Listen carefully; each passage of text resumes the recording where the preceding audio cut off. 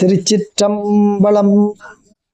சிதம்பரத்திலே நடராஜ பெருமான் வெவ்வேறு காலகட்டங்களில் 3 முறை ஒரே இடத்திற்கு சென்று வந்தார் என்பதை இப்பொழுது நாம் சிந்திக்க உள்ளோம். திருவாரூரிலே சுந்தரமூர்த்தி நாயனாருக்காக பறவை நாச்சியாரிடம் தூது சென்ற வரலாறு நமக்கு தெரியும். ஆனால் நடராஜ பெருமான் 3 முறை ஒரே இடத்திற்கு சென்றிருக்கின்றார். இந்த இடம் எங்கே இருக்குது என்றால் சிதம்பரத்திற்கு கோயிலுக்கு வடக்கே இருக்கின்ற ஒரு இடம். வியாக்கிரபாத என்ற முனிவர் தன்னுடைய குழந்தைய உபமன்யை அழைச்சிட்டு போயிட்டு பூ பறிக்க போகிறார். இந்த குழந்தைய ஒரு இடத்துல உட்கார வச்சு விட்டு பூ பறித்து கொண்டிருக்கின்றார். அப்பொழுது இந்த குழந்தை உபமணி என்ற இந்த குழந்தை பாலுக்காக அழ ஆரம்பிச்சிட்டு.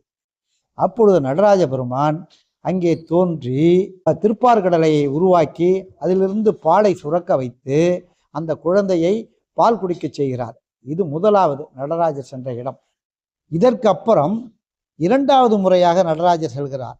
அதே இடத்திலே மாணிக்கவாசகர் என்ற பெருமான் பர்ணசாலை அமைத்து தங்கியிருக்கின்றார். அவரிடத்திலே திருவாசகத்தையும் திருக்கோவையாரையும் எழுதி வாங்கி செல்வதற்காக அந்தணர் கோலத்திலே சென்று திருவாசகத்தை எழுதி வாங்கி வருகிறார்.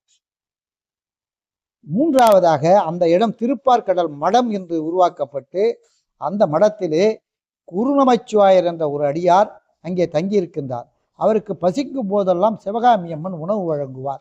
அப்படி சிவகாமியம்மன் உணவு வழங்கும் பொழுதும் சிவகாமியம்மனுடன் சேர்ந்து நடராஜ பெருமானும் இந்த குருநமச்சிவாயருக்கு அன்னம்பாளிப்பை கலந்து கொள்கிறார் என்று நாம் ஏற்கனவே சிந்தித்தோம். இந்த 3 நிகழ்வுகளும் நடந்தது ஒரே இடம், வெவ்வேறு காலகட்டங்களில். அந்த இடத்தில் இன்னமும் தை அமாவாசை என்று நடராஜ பெருமான் தீர்த்தவாரிக்கு சென்று வருகிறார். இந்த லொக்கேஷனை என்னுடைய டிஸ்கிரிப்ஷனில் போட்டிருக்கேன். நீங்களும் பார்த்து அந்த இடத்தில் சென்று கண்டுகளியுங்கள். நன்றி, வணக்கம்.